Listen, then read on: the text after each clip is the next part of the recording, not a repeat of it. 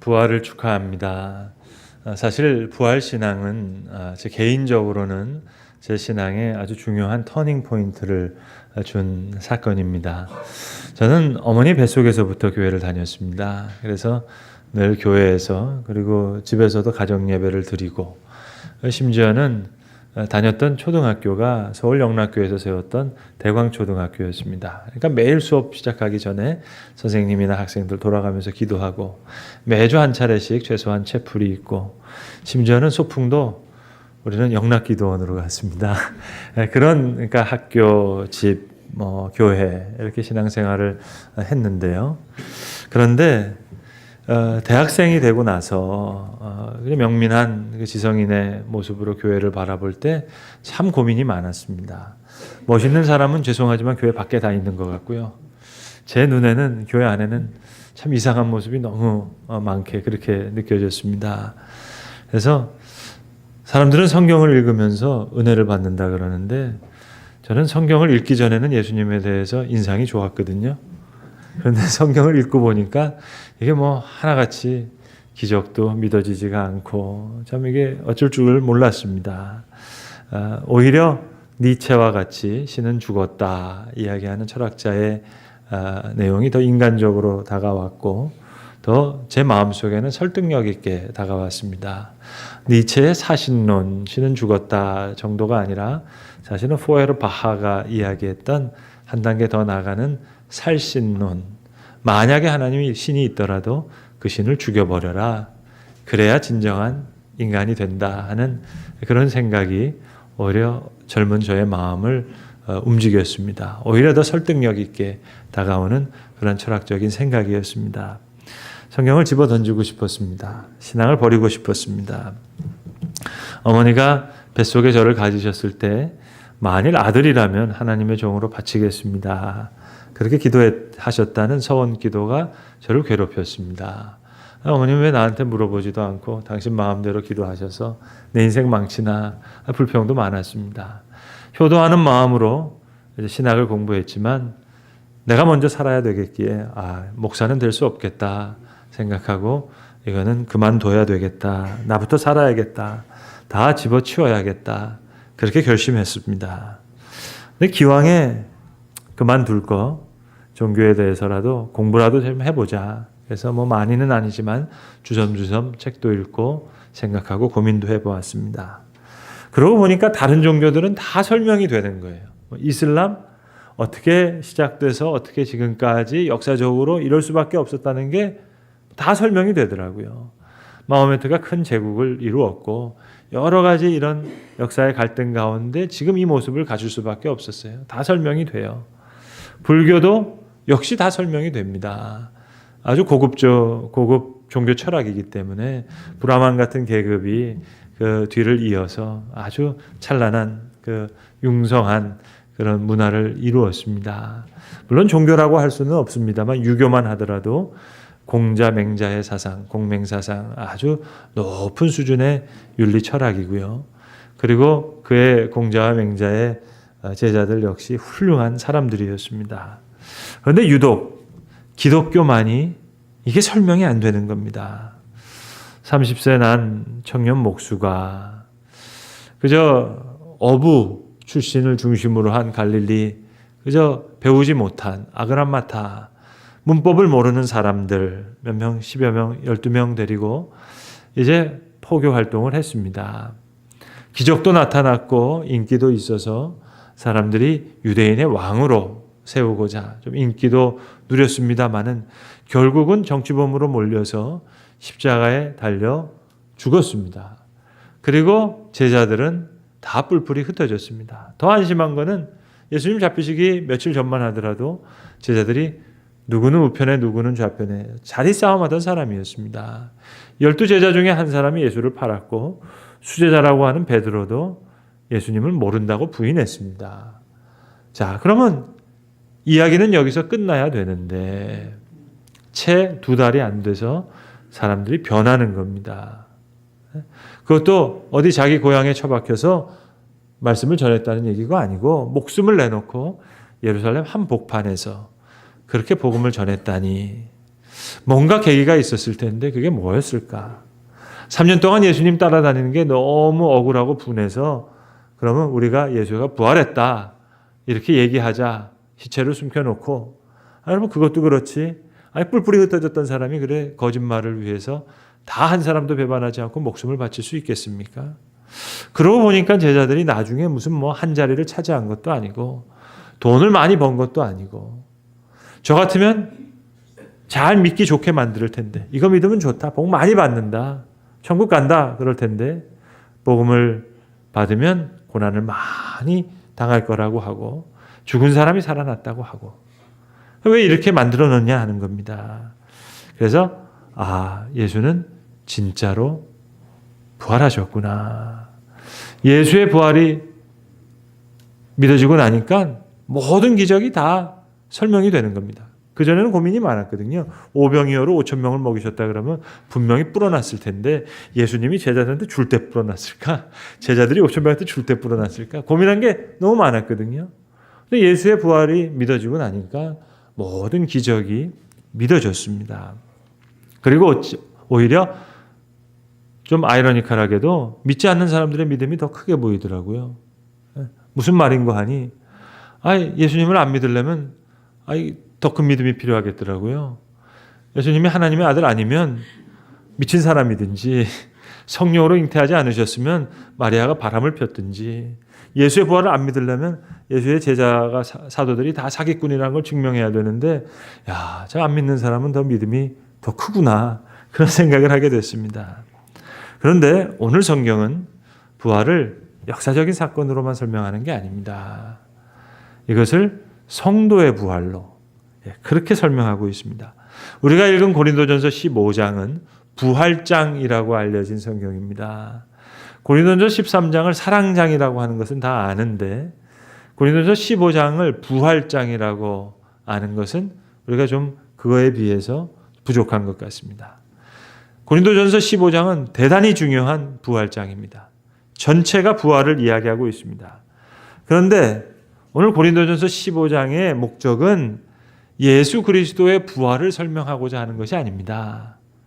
바로 다시 살아나는 성도의 부활을 얘기하고 있습니다. 우리의 부활을 이야기하고 있습니다.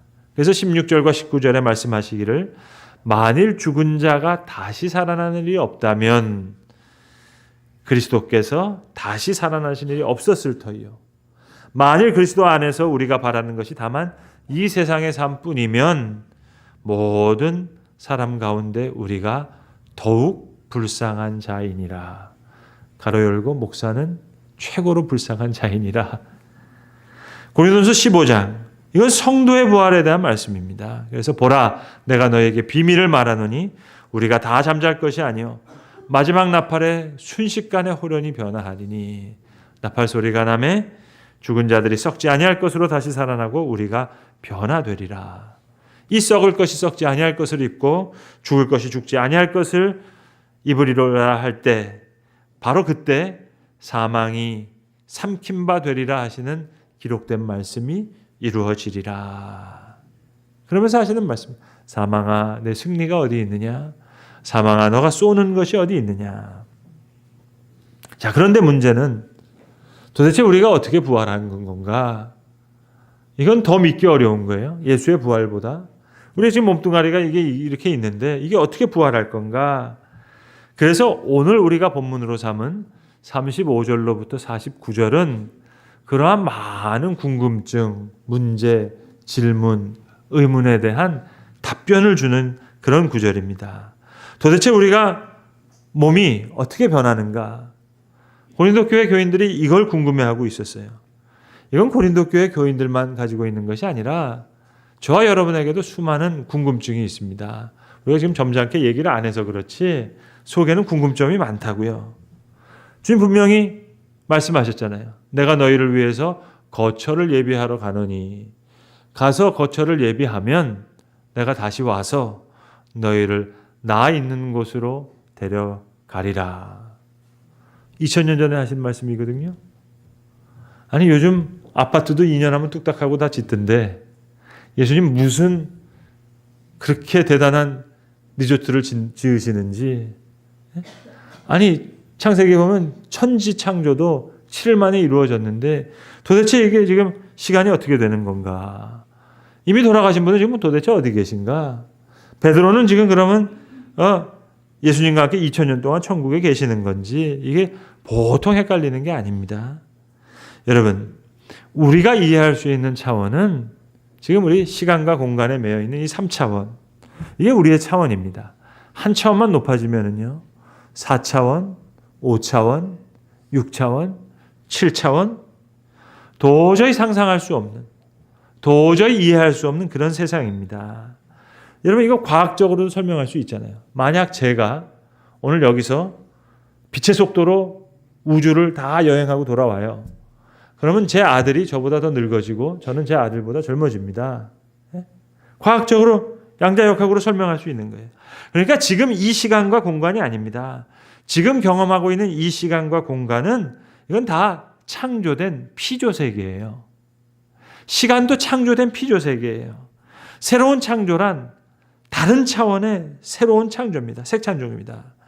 영원히 산다는 것은 2018년, 3018년, 4018년, 5018년, 2000년, 3000년 이 창조된 시간 속에 계속 산다는 이야기가 아니라 다른 시간, 다른 차원의 새로운 창조. 예. 중요한 것은, 분명한 것은 우리가 그리스도와 같이 변화된 몸을 입는다는 겁니다. 지금 부활하신 그리스도가 어디 계시죠? 태양계에 계시나요? 우주 어디에 계시나요? 저 안드로메다에 계시나요? 모르죠. 분명한 것은 우리 죽음 이후에 우리는 그리스도의 부활하신 그 몸을 입을 것이다. 그래서 오늘 본문은 35절에 질문을 던지고 36절부터 이것을 설명하기를 종자와 형체로, 씨와 알맹이를 가지고, 그래서 해와 달과 별과 별들이 다 형체가 다르고 육체와 짐승과 새에 다 형체가 다르다. 이것을 설명하고 있는 겁니다. 누가 묻기를 죽은 자들이 어떻게 살아나면 어떠한 몸으로 오느냐 하리니, 이 질문에 대해서 종자와 형체를 가지고 설명하는 겁니다. 쉽게 얘기하면 이렇습니다. 여기 사과씨가 있어요. 여러분은 사과씨만 알고 있고 사과 열매는 본 적도 없어요. 물론 여러분 사과를 만져본 적도 없어요. 먹어본 적도 없어요. 그렇게 한번 가정해 보시자고요. 제가 지금 이 사과를 놓고 총천연색 사진을 보여주면서, 환상을 보여주면서 열심히 설명한다고 생각해 보세요. 알 수 있겠는지. 이 사과가 썩어져서 열매를 맺히면 주먹만한 거, 큰 거는 이만한 거 열매가 맺히는데 빨간색도 있고 초록색도 있고 노란색도 있고, 칼로 이렇게 껍질이라는 걸 깎으면 그 안에 알맹이가 있는데 과즙이 있어서 새콤하기도 하고 달콤하기도 하고. 여러분은 지금 믿음이 너무 출중하셔서 다 아시지만 아시겠어요, 여러분? 알 수가 없죠. 우리의 부활이 마치 이와 같을 거라는 겁니다. 하늘에 속한 형체가 있고 땅에 속한 형체가 있고 해의 영광이 다르고 달의 영광이 다르고 별과 별의 영광이 다 다른데 우리의 부활도 그와 같으니 썩을 것으로 심고 썩지 아니할 것으로 다시 살아나며 욕된 것으로 심고 영광된 것으로 다시 살아나고 육의 몸으로 심고 영의 몸으로 다시 살아나나니 육의 몸이 있은즉 곧 영의 몸도 있느니라. 설명할 길이 없는 거예요. 물론 요한이 환상 중에 새하늘과 새 땅을 봤죠. 그래서 계시록을 썼어요. 그러나 그것도 역시 환상이었어요. 그래서 그림 언어로밖에 설명할 수가 없었어요. 면류관을 쓰고 황금길을 가고 진주문에 유리바다에. 여러분, 그 황금길이 우리가 알고 있는 그 골드라면 뭘 그렇게 대단하겠어요? 뜨겁기만 하지. 면류관, 머리만 무겁지. 중요한 건 그리스도가 부활하신 그 몸을 입고 성부, 성자, 성령의 그 하나님의 사랑의 교제 안에 우리를 초대하시는 겁니다. 중요한 건 우리의 영과 혼만이 아니라 우리의 몸도, 우리의 육도, 우리의 영혼 육이 다 함께 구원을 얻는, 바로 그것이 오늘 성경이 우리에게 전하고 있는 성도들의 부활입니다. 생명이 태어납니다. 생명이 죽습니다. 신비잖아요. 영원한 세계. 자, 아이가 태어납니다. 응애하고 웁니다. 탯줄을 자르죠. 그래서 탯줄을 통해서 엄마로부터 생명을 공급받았는데 어떻게 탯줄을 잘라요? 응애하고 울잖아요. 분명히 한쪽 편에서는 죽음 같은데 그게 새로운 생명이 태어나는 순간입니다. 세상의 세태, 세상의 대줄을 끊고 죽음이라고 사람들은 슬퍼하지만 그 죽음 너머에 영원한 세계를 주께서 우리에게 베풀어 주시는 겁니다. 그래서 48절과 49절에 말씀하시기를 무릇 흙에 속한 자들은 저 흙에 속한 자들과 자와 같고 무릇 하늘에 속한 자들은 하늘에 속한 자와 같다. 우리가 아담의 후예이기 때문에 흙에 속한 사람처럼 흙으로 와서 흙으로 돌아가지만 하늘에 속한 자들은 하늘로부터 넣으신 마지막 아담 그리스도와 같이 그렇게 변화할 것이다 라는 말씀이에요. 기독교는 부활의 종교입니다. 부활이 없다면 크리스천은 없습니다. 부활은 죽지 않는다는 얘기가 아니에요. 죽었다 다시 살아난다는 얘기예요. 부활은 옛 몸의 회복도 아닙니다. 옛 생에 대한 회생도 아닙니다. 완전한 죽음으로부터 시작되는 새로운 창조. 사도행전에는요. 20개 가까이 되는 설교가 나와요. 베드로 설교 8개, 바울 설교 9개, 야고보 설교 하나, 스데반 설교 하나. 20개 가까운 설교가 나옵니다만 모든 설교의 핵심은 그리스도의 부활과 성도의 부활이에요. 그래서 사도행전을 가리켜서 The Gospel of Resurrection, 부활의 복음서다 라고까지 이야기합니다. 초대교회 교인들 부활신앙 때문에 거칠 것이 없었습니다. 미워할 사람도 없고 욕심에 매일 필요도 없고 오래 살고 조금 살고 건강하고 병들고 아무 문제가 되질 않았습니다. 살아계신 그리스도를 믿었고 다시 오실 그리스도를 믿었습니다. 내 몸의 부활을 믿었습니다. 그리스도처럼 부활의 몸을 입을 것을 확실히 믿었기에 저들의 일생을 예수 부활의 복음에 걸고 그렇게 살다가 죽어갔어요. 이것이 부활신앙입니다. 그리스도께서 다시 사신 것이 없으면 너희 믿음이 헛될 것이다. 죽음은 하나님께서 우리와 함께 다시 써내려가는 영원한 생명의 첫 페이지예요. 죽음은 진정한 회복의 첫 줄이에요. 오늘 내가 어떻게 사느냐 거기에 따라 이 천국을 즐기는 그 기쁨의 정도가 달라질 겁니다. 그럼 중요한 거는요. 천국에도 내신 성적이 반영된답니다. 그래서 오늘 열심히 살아야 되는 거예요. Today and that day. 이날과 그날이 있어요. 이날은 그날을 준비하는 날이고 그날은 바로 이날에 대한 의미를 주는 날이고 이날의 의미는 오늘 주어지는 것이 아니라 그날 비로소 주어지는 겁니다. 따라서 다시 살아날 성도들은 그날만을 기다리는 사람이 아니에요.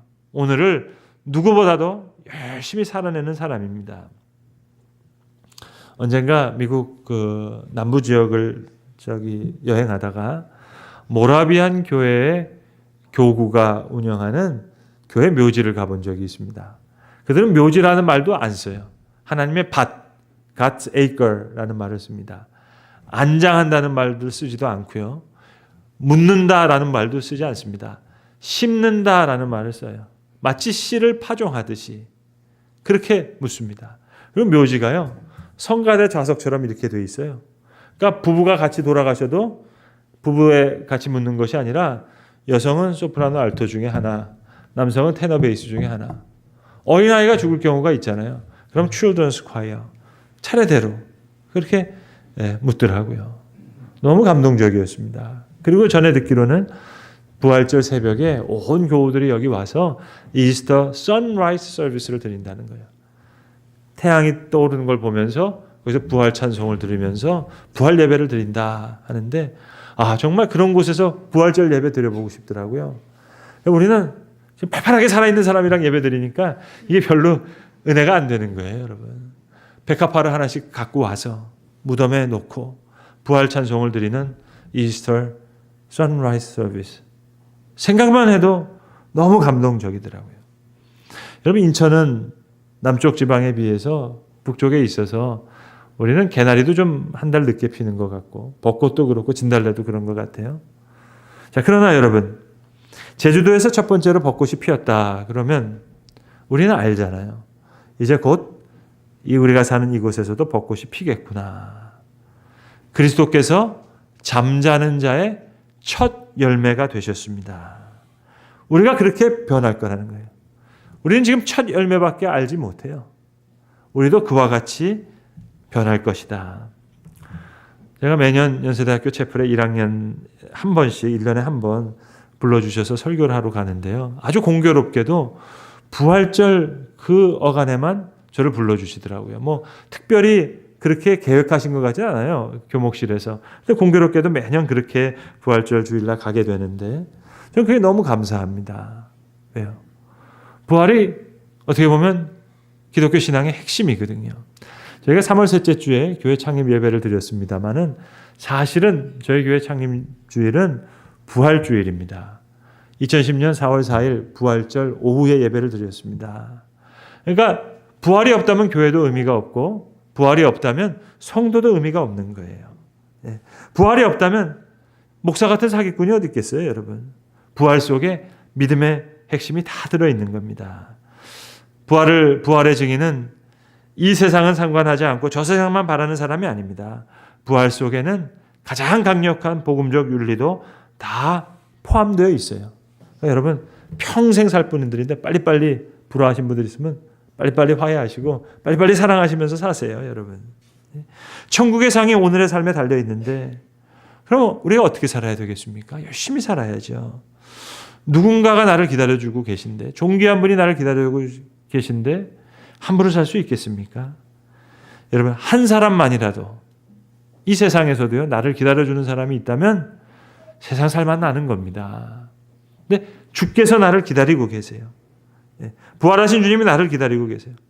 성도의 부활은 우리가 기다리는 것만이 아니라 그분이 우리의 부활을 기다리십니다.